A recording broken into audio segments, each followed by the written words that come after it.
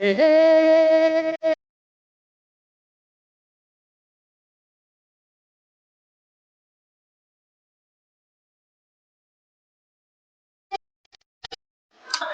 ಸ್ನೇಹಿತರೆ, ನಾನು ನಿಮ್ಮ ಆರ್ಚಿ ಕನ್ನಡಿಗೆ ಮಾತಾಡ್ತಾ ಇರೋದು. ಇವತ್ತಿನ ವಿಡಿಯೋ ಏನ್ ಮಾಡ್ತಾ ಇದ್ದೀನಪ್ಪ, ನನ್ನ ವ್ಲಾಗ್ನ ಬಗ್ಗೆ ಸ್ಟಾರ್ಟ್ ಮಾಡ್ತಾ ಇದೀನಿ.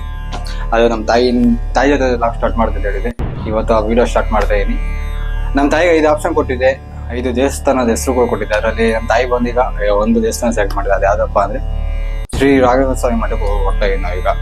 ಶ್ರೀ ರಾಘವೇಂದ್ರ ಸ್ವಾಮಿ ಮಠ ಹೆಂಗಪ್ಪ ಅಂದ್ರೆ, ನಮ್ಮ ತಾಯಿ ಎಷ್ಟೋ ದಿನ ಕನಸು ಮಠ ರಾಯರು ಭಕ್ತೆ ಹೇಳ್ಬೇಕಂದ್ರೆ, ಅದಕ್ಕೆ ಅವರು ಅದನ್ನೇ ನಮ್ಮ ಜರ್ನಿ ಏನಿದೆಯೋ ಅದನ್ನೇ ಸ್ಟಾರ್ಟ್ ಆಗ್ಲಿ, ನಮ್ಮ ವ್ಲಾಗ್ ಅಲ್ಲಿನೇ ಸ್ಟಾರ್ಟ್ ಆಗ್ಲಿ ಅಂದ್ಬಿಟ್ಟು ನಮ್ಮ ತಾಯಿನ ಕರ್ಕೊಂಡು ನಾನು ಮಠಕ್ಕೆ ಹೊಡ್ತಾ ಇದೀನಿ.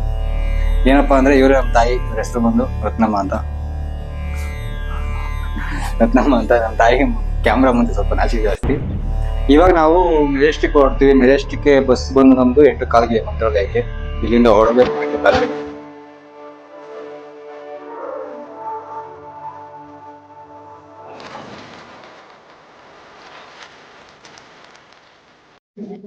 ಸೊ ಗೈಸ್, ಫೈನಲಿ ಮಂತ್ರಾಲಯಕ್ಕೆ ಬಂದು ರೀಚ್ ಆಗಿದೀವಿ.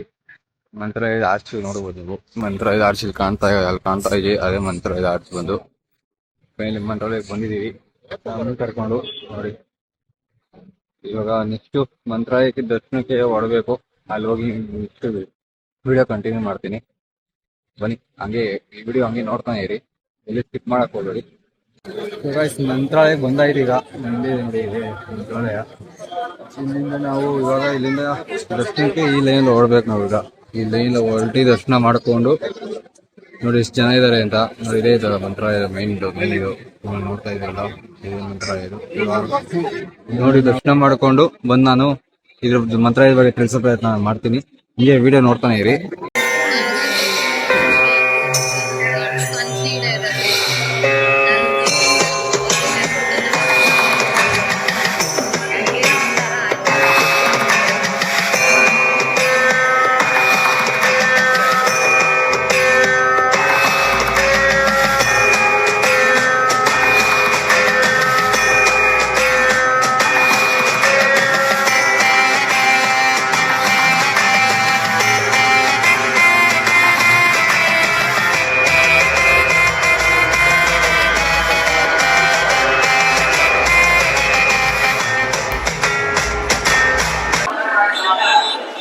ಕೈಯಲ್ಲಿ ನಮ್ಮ ಅಮ್ಮಗೆ ದೇವಸ್ಥಾನ ಕೊಡ್ತಾ ಇತ್ತು.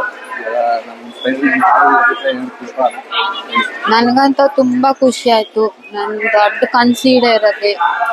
ನನ್ನ ಜೀವನದಲ್ಲಿ ಮೊದಲನೇ ಸರ್ತಿ ನಾನು ಮಂತ್ರಾಲಯಕ್ಕೆ ಬಂದಿರೋದು.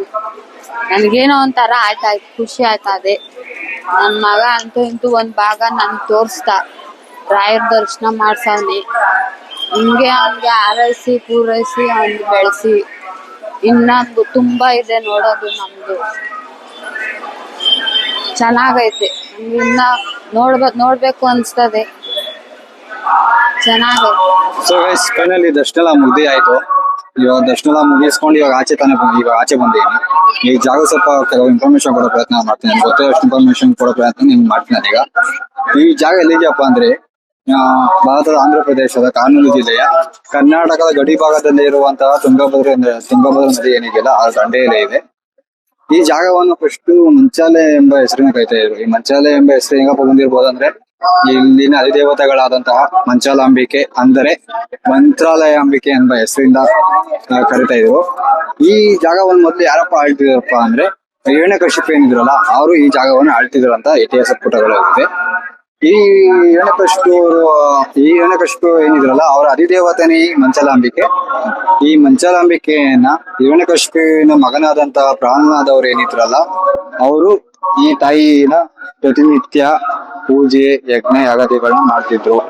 1792ರ ಸುಮಾರಿನಲ್ಲಿ ಈ ಪ್ರಾಂತ್ಯ ಮುಸಲ್ಮಾನ ಆಡಳಿತ ವರ್ಷದಲ್ಲೇ ಇತ್ತು. 1632ರ ಸುಮಾರಿನಲ್ಲಿ ಅಸದ್ ಅಲಿ ಖಾನ್ ಈ ಪ್ರಾಂತ್ಯದ ನವಾಬನಾಗಿದ್ದ.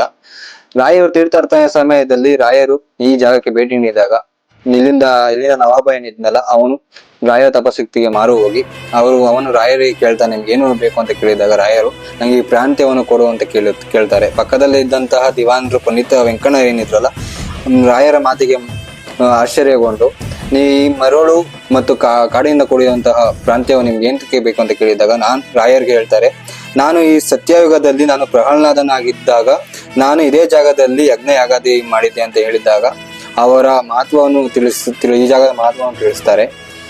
ಆಗ ವೆಂಕಣ್ಣ ಏನಿದ್ರಲ್ಲ, ಅವರು ಒಬ್ಬ ಫಕೀರನ ವಶದಲ್ಲಿದ್ದಂತ ಈ ಜಾಗವನ್ನು ಬಿಡಿಸಿ ಕೊಡುವುದಲ್ಲದೆ ನವಾಬನ ಹಣದಿಂದಲೇ ಈ ಜಾಗವನ್ನು ಕಟ್ಟಿಸಿಕೊಡುತ್ತಾರೆ ಎಂದು ಇತಿಹಾಸ ಹೇಳುತ್ತದೆ.